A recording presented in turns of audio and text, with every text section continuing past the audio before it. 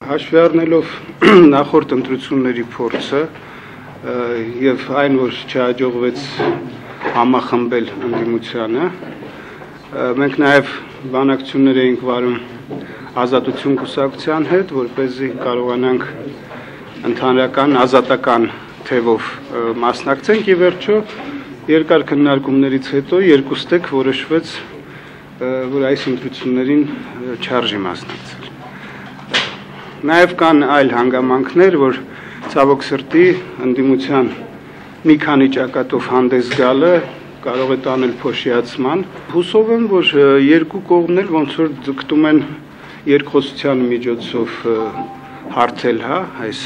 կնճիռը։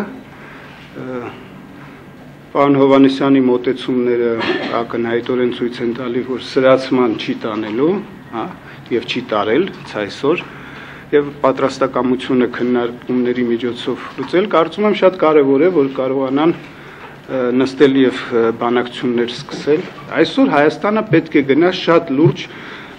բարեփոխումների, շատ լուրջ եւ շատ ռադիկալ։ Դրա համար անհրաժեշտ է ընդդիմության շատ ակտիվ մասնակցությունը եւ ընդդիմության կողմից վերահսկող ֆունկցիաները եւ ընդդիմությունը պետք է կարողանա պարտադրել։ Այն փաստը, որ 37% նույնիսկ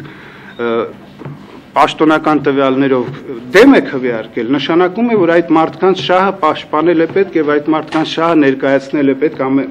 ամենուրեք, ոչ միայն ազգային ժողովում եւ այլն։